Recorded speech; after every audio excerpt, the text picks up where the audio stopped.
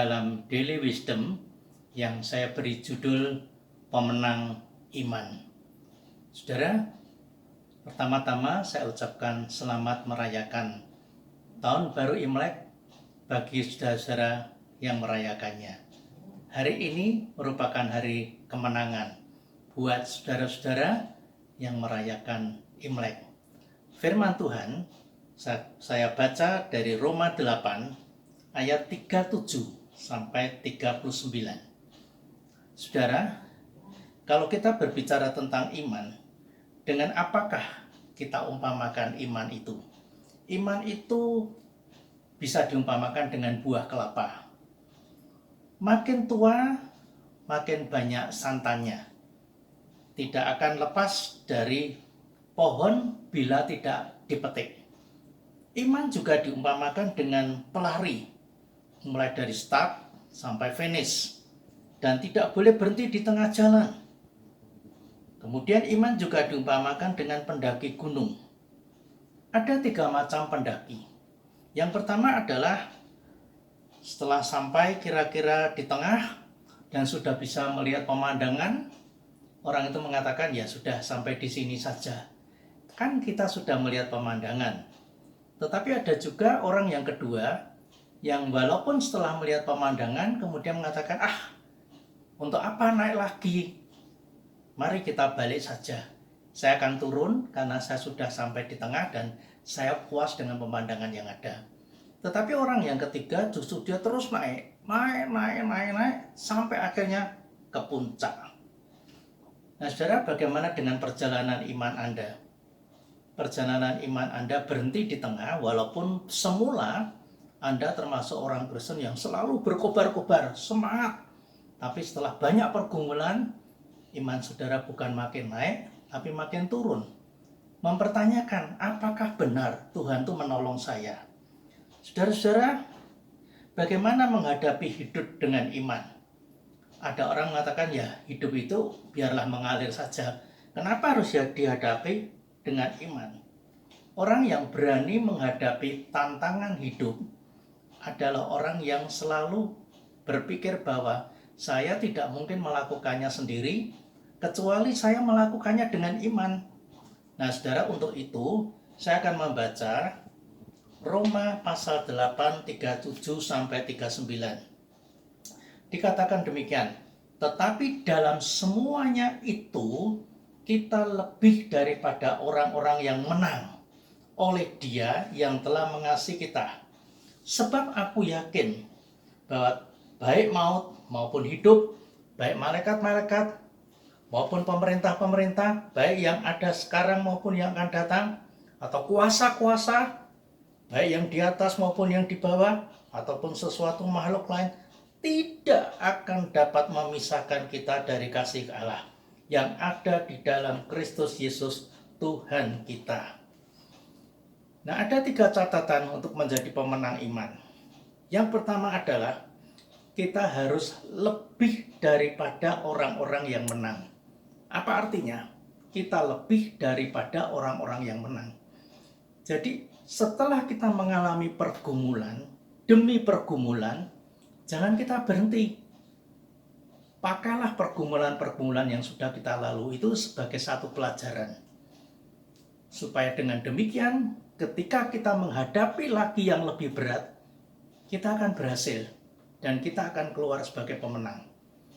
Kalau Anda termasuk pelari dan merasa saya sudah terdepan di antara teman-teman yang lain dan saudara lalu berlari seenaknya, pada saat yang tertentu Anda akan dilampaui oleh yang lain. Walaupun Anda sudah menjadi pemenang, tetap Anda harus lari dan jangan pernah berhenti. Itu yang pertama. Kita lebih daripada orang-orang yang menang. Sudah menang, tapi lakukanlah lagi yang lebih supaya kita menjadi pemenang.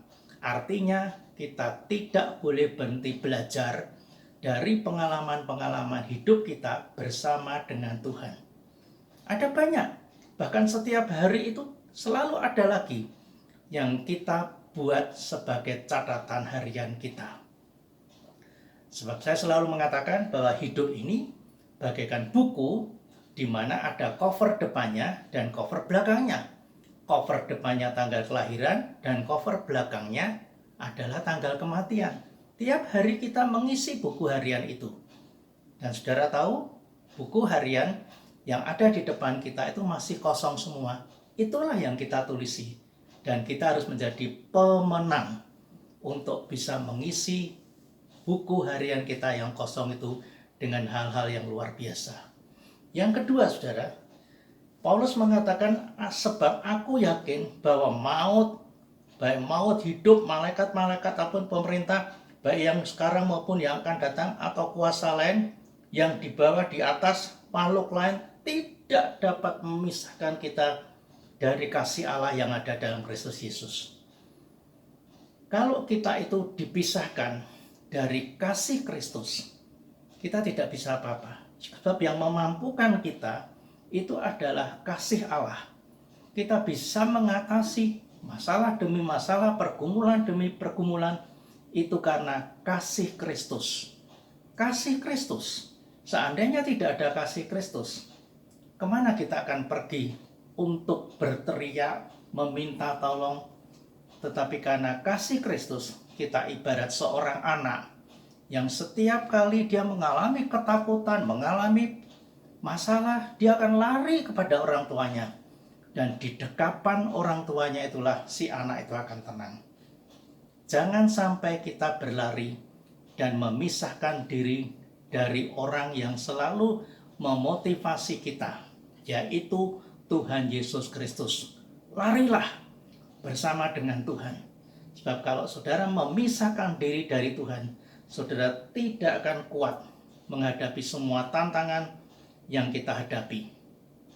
Dan yang terakhir, saudara, di sini dikatakan maut, ada hidup, ada malaikat, ada pemerintah yang sekarang maupun yang akan datang, kuasa-kuasa. Itu adalah kekuatan-kekuatan yang tidak mungkin kita akan hadapi sendiri. Harus diketahui bahwa tiap hari kita itu dihadapkan kepada hal-hal yang bisa kelihatan mata, bisa tidak kelihatan mata. Bisa terjadi tiba-tiba, bisa terjadi karena satu musibah yang besar. Seperti saat ini pandemi, kita tidak akan menghadapinya sendiri. Dan inilah kekuatan-kekuatan yang tidak mungkin kita hadapi sendiri kecuali kita memiliki kekuatan dari Tuhan. Oleh sebab itu, saudara, mari kita jadi pemenang. Bersama dengan Tuhan, kita lari, jangan sendiri, tapi sertakan Tuhan. Bahwa Tuhan selalu ada di atas kita, di samping kanan kiri, di samping kiri kita, di depan kita, di belakang kita. Hidup kita dikelilingi oleh kasih Tuhan. Saudara tidak akan pernah merasa lelah dalam perjuangan hidup ini. Dan akhirnya saudara akan menjadi seorang pemenang dalam iman. Menutup mata sampai melihat Tuhan Yesus yang menunggu kita di surga. Amin. Tuhan memberkati saudara.